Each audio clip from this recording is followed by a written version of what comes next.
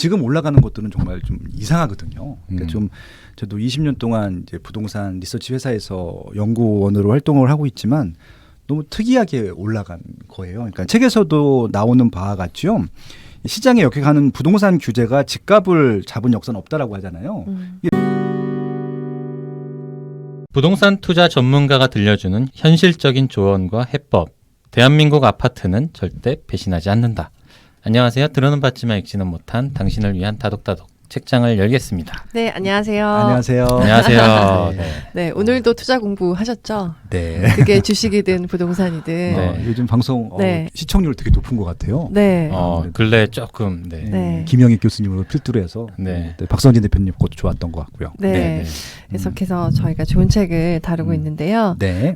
유튜브 구독자 5만을 앞두고 네. 있어서 굉장히 설레는 요즘입니다. 아, 네. 네. 진짜 이게 만 넘기가 되게 힘든데 네. 만 넘기고 나니까 5만까지 쉽게 왔고 네. 5만 넘기고 나면은 10만까지 또 쑥 가요. 네. 그리고 꾸준함의 힘을 정말 좀 느끼고 있어요. 네. 이렇게 올리면 누가 보지 하다가 네. 점점 꾸준하게 하다 보니까 여러분들 만나게 돼서 너무 반갑고요. 네. 오늘 저희가 부동산 책을 가지고 왔는데 네. 대한민국 아파트는 절대 배신하지 않는다라는 책인데요. 장용석 대표님께서 이 책을 쓰셨어요. 이분이 굉장히 방송에 많이 나오셨더라고요. 네. 그래서 많은 분들의 상담도 하시고 해결들을 해주시면서 굉장히 많은 사랑을 받고 있는 분 같아요. 그래서 KBS, SBS, MBC, JTBC, 연예인분들도 굉장히 많이 아시는 것 같고요. 그리고 지금 유튜브도 운영을 하고 계시고요. 네. 네. 그래서 우리 아파트 보유하신 분, 정말 가지신 분, 갖고 싶은 분, 여러 개 가지신 분 모두가 정말 고민하고 좀 힘들어하는 부동산 시장인 것 같아요. 그리고 공부가 되신 분도 안 되신 분도 이 상황들을 어떻게 할지 사실 굉장히 좀 어려워요. 그래서 저에게는 이 책이 되게 몰랐던 부분들을 알려주는 책이었거든요. 이게 3기 신도시란 말이 요즘에 많이 들리는데 네. 그게 얼마나 어떻게 되는 건지 어디에 어떻게 생기는 건지 거기에 들어가는 게 맞는 건지 막 이런 것도 좀 잘 모르겠고 세금은 공부를 해보려고 해도 또 어렵고 또 계속 바뀌고 그런 부분들에 좀 머리가 아프고 종합적으로 좀 알기가 어렵더라고요. 그래서 부동산 그래도 내가 알긴 알아야지 하시는 분들은 이런 책을 읽어보면 처음부터 끝까지 이제 내가 개괄을 해주겠다라고 초보를 위해서 쓰신 책이니까 한번 읽어보시면 좋을 것 같습니다. 네. 이 책의 목차를 얘기를 해보면 이 책이 어떤 책인지 알 수 있을 것 같아요. 네. 목차 담당 간만에 하네요. 네. 일단 총 5개의 파트로 좀 구성이 돼 있고요. 파트 1은 결국은 부동산이 이긴다라는 제목입니다. 여기에서는 이제 부동산 10년 주기설 이런 얘기들 좀 다루고 있고, 그리고 부동산 투자를 할 때 어떤 것들을 좀 조심해야 되는지 이런 이야기들을 좀 다뤄주고 있고요. 파트 2에서는 부동산 트렌드를 읽어라 라는 제목인데요. 2020년 그리고 21년이 현재 어떤 시장으로 흘러가고 있는지, 어떤 모습을 거쳐왔는지 그런 이야기들과, 그리고 또 3기 신도시 이야기가 여기서 좀 다뤄지고 있고요. 그리고 파트 3는 정책을 이기는 부동산 투자 전략 이런 제목으로 지금까지 나왔던 부동산 정책들 중에서 초심자들 분들이 좀 이것 정도는 좀 알고 계셔야 된다 싶은 것들을 좀 추리셔가지고 임대차 3법이라든가 분양가 상한제 이런 내용들을 좀 다뤄주고 있습니다. 파트 4는 부동산 세금과 싸워라 라는 제목이고요. 말 그대로 세금에 대한 전방위적인 내용들을 다루고 있어요. 그래서 어떻게 하면 세금을 좀 줄일 수 있는지, 그리고 현재 어떤 세금들이 부동산에 부과가 되고 있는지 이런 내용들을 정리를 해주고 있고요. 마지막 파트 5에서는 실전 상담 사례 지역별 부동산 투자 비법이라는 제목으로 제목이 지어져 있는데요. 여기에서는 아마 유튜브 하시면서 그 시청자 상담을 굉장히 많이 받으시는 걸로 알고 있거든요. 그런 상담들 중에서 다수의 분들에게 이 내용은 도움이 되겠다 싶은 것들을 좀 추려서 정리를 해주신 것 같아요. 이렇게 총 5개의 파트로 구성이 돼 있습니다. 네. 네. 일단 앞부분부터 하나씩 좀 이야기 나눠보면 좋을 것 같은데요. 파트 1 제목이 결국은 부동산이 이긴다 라는 제목이에요. 근데 진짜로 최근 한 몇 년 동안의 그 부동산 움직임을 좀 보면 정부는 규제를 계속해서 하고 있고 그런데도 가격은 정말 하늘 끝을 향해 가고 있고 이 말이 틀리지 않다라는 생각이 좀 들거든요. 도대체 왜 이렇게 계속 오르기만 할까요? 규제를 지금 한 26번, 7번 이 정도로 규제 정책들이 계속 쏟아져 나오고 있는데 그런데 규제가 나올 때마다 가격은 되려 더 올라요. 네. 그래서 여기 19페이지에 보니까 네. 우리나라에서 부동산 규제는 곧 신규 공급의 감소를 의미하기 때문이다라는 대목이 나오더라고요. 네, 네. 그걸 보니까 규제한다는 것은 좀 매물이 잠기고 묶이는 좀 정책들이 많았던 것 같아요. 어떤 게 있었나요, 박사님? 출동해 주세요.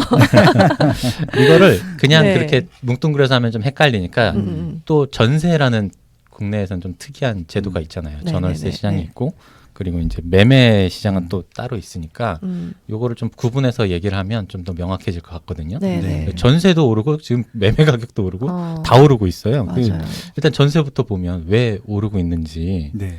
예. 저를 보세요. 근데. 저희 최고의 전문가가 옆에 계시니까. 제가 올리지 않았습니다. 결론부터 말씀드리자면. 네. 네. 네. 이게 지금 굉장히 이상한 현상일 텐데 이게 동시에 오르고 동시에 내릴 수도 있고 서로 다른 시기 사이클을 가질 수도 있는데 지금 올라가는 것들은 정말 좀 이상하거든요. 그러니까 좀 저도 20년 동안 이제 부동산 리서치 회사에서 연구원으로 활동을 하고 있지만 너무 특이하게 올라간 거예요. 그러니까 지금 이제 뭐 정책의 영향일 수도 있고 경제의 영향일 수도 있는데 지금은 그 복합적인 요인들 때문에 뭐 단순하게 이것 때문이다라고 좀 단정져서 얘기를 할 수는 없을 것 같아요. 근데 네. 이 책에서도 나오는 바와 같죠. 이게 시장에 역행하는 부동산 규제가 집값을 잡은 역사는 없다라고 하잖아요.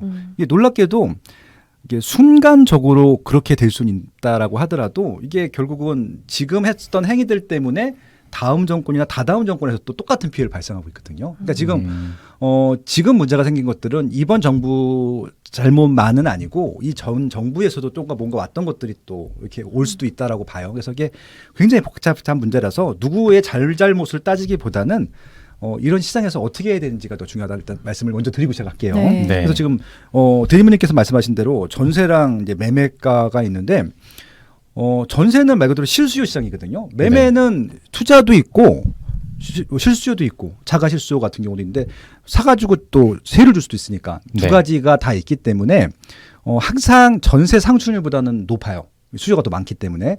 근데 지금 이번 정부 들어서도 놀라웠던 것은 뭐냐면은 매매가가 올라가는 것들은 뭐 투자 수도 있고 실수요가 있기 때문에 입지만 좋고 뭐 이렇게 좀 어떻게 보면 공급량이 몰리지만 않으면 자연스럽게 올라가는 것들이 일반적인 현상인데 제가 제일 이상하게 봤던 게 작년이었었어요. 2019년도, 2020년도 시장이었었는데, 특히, 김포를 보면 좀 특이한 시장이었었거든요. 그렇죠. 예. 네. 왜냐하면은 2020년도가 어떤 시장이었냐면은 김포가 아파트가 생기기 시작한 지가 한 30년이 좀 안 됐거든요. 30년 김포 역사상 사상 최대로 많은 입주 물량이 있었거든요. 그러면은 전세 가격은 빠져야 정상이에요. 빠져야죠. 공급이 많으니까. 공급이 지금. 많으니까. 네. 예. 근데 전세가가 올랐어요. 네. 어째서죠? 예, 그러니까 이게 그러니까. 굉장히 아이러니한 시장이었던 것들이거든요. 음. 그래서 어떤 지역이든지 간에 네. 수요 공급만 가지고 이제 분석을 할 수 있어야 되는데 김포라는 시장만 놓고 보면은 분석을 할 수가 없는 거예요. 그러면 김포에 갑자기 공급이 많았는데 공급을 초과할 만한 수요가 증가했다는 얘기거든요. 근데 김포에 뭐 일자리가 증가했나요? 아니요. 큰 변화는 아직은 없고. 뭐 작년에 또 역사권이 된 건 아니었죠. 그 전에 그 전에 이미 예. 됐죠. 네. 그러면 어딘가 수요가 갑자기 급증을 했을 텐데 그럼 어디서 온 것이냐? 서울서 왔거든요. 예. 그리고 아마 경기나 인천의 일부 지역에서도 왔을 거예요. 예. 그 이유가 뭐냐면은 집이 없어서요, 살 집이. 결국은 서울에 살고 싶은데 살 수 없다 보니까 밀려서 지금 경기도, 인천, 김포 이런 쪽으로 갔는데 지금 많은 분들이 이제 공통적으로 좀 달라진 게 뭐냐면은 아파트를 좋아해요. 과거보다. 그저께 주거실태조사가 발표가 됐거든요. 네. 그 결과를 보면 더 정확히 알 수 있는데 지금 입지 불문하고 연령층 불문하고 새 아파트를 좋아하는 현상들이 또 가속화되고 있어요. 아파트 중에서 새 아파트. 근데 다행히 김포에 새 아파트가 많이 입주한 거예요. 땡큐였던 거죠. 그래서 구축 살던 사람들도 새 아파트로 가고 서울서 집을 구할 수 없던 분들도 새 아파트로 가고 그래서 그 욕구들 해소해 주는 것이 김포였었거든요. 그래서 결국은 이제 그렇게 보다 보니까 입주 물량이 많은데도 워낙 수요가 많다 보니까 올랐어요. 그런데 서울은 올랐느냐? 서울도 올랐어요. 근데 김포랑 서울의 차이점이 뭐냐면은 김포는 거래가 되면서 올라갔는데 서울은 거래가 거의 안 되면서 올랐거든요. 매물이 없다 보니까 나온 매물들이 비싸요. 신고가를 갱신하면서 계속 올라가는 거예요. 네. 결국은 지금 어떻게 보면은 계속 수요들은 증가하는데 거래될 수 있는 매물이 한정되어 있다 보니까 신고가가 갱신되는 현상들이 전세 시장에서 발생했고 서울은 지금 거래가 안 돼요. 그래서 또 뭐 토지 거래 허가 구역 이런 것들 때문에 또 실거주 의무 뭐 아무튼 여러 가지 요인들이 있어서 그것들을 다 설명할 수는 없고 그러다 보니까 지금 여러 가지 경기나 인천에서 그런 또 어떻게 보면 과잉 수요 현상들이 발생해서 지금 전세가도 오르고 매매가도 오르고 뭐 이런 현상들이 발생하고 있다라고 하는 겁니다. 아마 네. 이 책에서 말했던 규제 때문에 올라갔다고 네. 하는 것은 그런 네. 의미가 있을 것 같아요. 네, 전 여기서 책 읽으면서 좀 네. 눈에 띄었던 부분이 전세 가격 상승의 원인을 좀 말씀해 주신 부분이 있어서요. 네네. 한 3가지 정도 원인을 그렇죠, 그렇죠. 좀 적어 주셨는데 첫 번째는 일단 계약 갱신제, 임대차 입법 시행되면서 네네. 전세가 2+2 해서 총 4년까지 거주할 수 있게 됐잖아요. 그러니까 종전에는 2년마다 나올 수 있었던 시장에 나왔던 매물들이 다 이제 전세값이 너무 오르니까 계약갱신으로 넘어가 버리니까 그만큼 물량이 줄어들고 그래서 네. 전세 품귀 현상이 빚어졌다. 네. 이게 첫 번째고요. 두 번째는 이제 3기 신도시나 최근에 분양하는 아파트들 분상제 때문에 로또 분양이 되게 많잖아요. 분상제가 뭡니까? 분양가 상한제 상한제. 때문에 줄이지 마세요. 네. 네. 분양가 네. 상한제 때문에 로또 네. 분양이 굉장히 많잖아요. 그러니까 네. 아직까지도 음. 청약 당첨을 좀 노리면서 대기하는 수요들이 굉장히 많은 거예요. 네. 그만큼 또 수요는 반대로 늘어나고요. 네. 그리고 마지막 세 번째가 다주택자를 계속 규제를 하고 있잖아요. 근데 사실 다주택자들이 집값을 올린 주범이다라고 얘기를 하지만 가만 보면 실거주 시장인 전월세 임대차 시장에서는 그 사람들이 공급을 안 하면 주택이 없어요. 근데 다주택자들을 계속 규제하면서 이 사람들이 이제 주택을 추가로 구매하는 거를 굉장히 꺼리는 시장이 되다 보니 네. 이제 시장에 나올 수 있는 전월세 매물들이 없어지는 거죠. 그러니까 또 물량이 줄어드는 이런 3가지 이유들 때문에 전세는 없고 전세를 찾는 사람들은 많아지고 많고. 그러니까 전세 가격이 자연스럽게 오른다라고 네. 볼 수 있을 것 같아요. 근데 이런 상황이 쉽게 해결될 것 같지가 않아요. 그러니까 이 책에서도 읽었을 때 3기 신도시가 말처럼 빨리 되지 않을 것 같다. 네.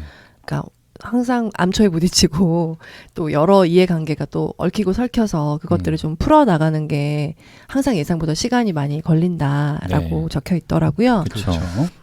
그래서 이런 좀 전세가 계속 오르고 전세가 계속 없어서 곤란한 이런 상황들은 좀 이어질 것 같다라는 전망을 하고 계시더라고요. 네, 네. 대한민국 아파트는 절대 배신하지 않는다. 이 제목이 되게 강렬한데 네. 네. 인터뷰한 거를 봤더니 네. 네. 정영돈 씨랑 인터뷰를 아, 하시더라고요. 그래서 네. 네. 정영돈 씨가 대한민국 아파트는 절대 배신하지 않는다 이런 말 해도 되냐 그렇게 물어보니까 네. 물어보고 사야지 그러니까 이렇게 말씀을 하시더라고요. 네. 그러니까 제목은 강렬하지만 네. 그만큼 좀 알아야 네. 예, 뭐 좋은 입지, 좋은 타이밍 그리고 또 세금들 그런 것들을 알아야지 배신하지 않겠죠 아파트가. 근데 그 정영돈 씨하고 그 방송 나왔을 때 정영돈 씨가 너 책임질 수 있냐라고 했을 때 장 대표님이 그러니까 전문가한테 물어보고 사라라고 네. 얘기해 주셨다고 했잖아요. 네, 사야지 그래야죠. 네. 그 내용을 책에도 똑같이 수록을 해주셨는데요. 이 부분도 좀 짚고 가면 좋을 것 같은 게 네. 어떤 부분이죠? 네, 3가지를 좀 말씀을 해주셨어요. 네. 첫 번째가 잘 모르면 전문가한테 물어봐라라는 내용이 있고 두 번째가 그렇죠, 그렇죠. 원하는 시기에 처분할 수 있는 매물인지 좀 확인하라. 그리고 마지막 세 번째가 이제 무리한 대출을 좀 지양하라 이런 말씀을 해주셨는데 네. 이게 참 초심자들한테는 뭐 당연한 얘기 같기도 하면서도 근데 많이들 놓치는 부분인 것 같기도 해요. 네. 대부분 어떻게 하냐면 전문가한테 물어볼 때는 이미 질러놓고 물어보셔. 아, 그래서 저 잘 산 수습이 거 맞나요? 막 이렇게. 네. 어. 대부분 이렇게 좀 하기 전에 마지막 투자 결정을 내리고 돈을 입금하기 전에 물어보시면 좋을 텐데 대부분 돈을 입금하고 난 다음에 이거 맞는 건가라는 생각이 그때 가서 들고 그 뒤에 뒤늦게 이렇게 물어보시는 분들이 꽤 많더라. 그러니까 좀 미리미리 좀 물어보시면 좋을 것 같다는 생각이 들고요. 네. 그리고 저는 되게 인상 깊었던 게 두 번째 내용이에요. 네. 원하는 시기에 처분할 수 있는 매물인지 확인해라. 그렇죠. 이게 사실 되게 중요한 말이거든요. 네. 이게 부동산 투자를 해보시는 분들은 이렇게 살 때는 사실 돈만 있으면 사요. 사는 거는 쉬워요. 어떻게 보면. 물론 시기를 잘 정해서 사는 게 중요하긴 네. 한데 네. 산다는 행위 자체는 굉장히 쉽거든요. 근데 팔 때는 시기를 잘못 만나거나 그렇죠. 그러면 정말 팔기가 어렵다는 걸 저는 경험해봐서 느꼈거든요. 경제가 굉장히 안 좋거나 네. 공급이 또 굉장히 많거나 많거나 아니면 또- 뭐 시장의 분위기가 심리가 꺾였거나 이러면 사는 사람들이 갑자기 다 사라져 버립니다. 그리고 내가 생각했던 가격을 못 받는다거나 그런 네, 일이 네. 생기면 나도 팔기가 싫고 네. 그렇게 되죠. 네. 네. 그러니까 내가 이걸 살 때 이걸 언제쯤 팔 것인가, 누구한테 팔 것인가, 얼마에 팔 것인가 이런 것들을 좀 미리 좀 처분할 계획들을 세워놓고 하는 게 되게 좋다라는 네. 말씀이신 거고요. 그리고 마지막 대출은 당연히 제일 중요한 부분이죠. 예. 내가 커피값 줄여서 허리띠 졸라서 먹고 살 수 있을 정도의 대출이라면 뭐 오케이지만 정말 무리한 대출로 해서 막 허덕허덕 할 정도면 좀 조심해야 되는 게 당연히 맞는 것 그러니까 같아요. 요새 영끌 투자라는 말이 나왔는데 아마 네. 그거에 대한 얘기인 것 같고요. 그러니까 근데 지금 이제 무리한 대출을 할 수가 없어요. 안 해주죠. 예, 그래서 안 해주죠. 무리한 대출을 받을 수 있는 사람들은 네. 능력자다. 예, 음. 그래서 아마 정부가 그런 것까지 고려해서 지금 대출을 조금 해주고 있지 않나. 네. 예, 정부 편을 들자면 예, 점점 그러네요. 대출이 이제 내 수입에 준해서 대출을 해준다거나 네. 또 아파트는 뭐 서울에 있는 우리가 정말 가고 싶은 동네 아파트들은 대출이 거의 안 나오거나 아주 조금 나오거나 네. 그런 식으로 되기 때문에 무리한 대출이 조금 어려운 상황이 맞는 것 같긴 해요. 네. 네. 근데 최근에 음. 되게 그래서 2030은 되게 불만이 많아요. 음. 얼마 전에 근데 2, 3일 된 것 같은데 기사를 봤는데 이제 신용 대출도 그렇죠. 원래 한 연봉의 한 2배 정도까지는 그 한도가 있었는데 그걸 이제 100% 정도 수준으로 줄이겠다. 연봉 정도까지만 대출을 받아라라고 줄인다는 얘기를 딱 나오니까 이제 웅성웅성 하는 거죠. 그러면 나 이제 신용대출 받아서 좀 집값에 보태려고 했는데 우리들은 그럼 집도 사지 말라는 거냐? 이런 식으로 되게 불만도 굉장히 많은 상황이더라고요. 정말 이해가 됩니다. 그러니까 네. 대출이 좀 충분하지 않다 보니까 뭐 LTV 40% 받고 신용대출 받고 그래서 네. 보통 이제 한 60% 70%를 채워서 음, 샀던 게 일반적인 패턴인데 그 패턴이 이제 DSR이라고 하는 걸로 깨졌던 것들인데 네. 최근에 이제 그 대출 자료들을 좀 봤더니 뭐 그런 얘기도 나오더라고요. 이게 대출을 받아서 집을 산 사람들이 아니라 코인하고 주식 투자한 사람이 많은 거예요. 최근에 또 이런 또 공모주 이런 것들 넣다 보니까. 근데 그렇죠. 공모주 들어가게 되면 돈을 또 안 빼요. 이분들이 갚질 않는 거예요. 또 한 번 더 하려고 막. 근데 지금 공모주 시장도 요새 좀 별로 안 좋거든요. 네.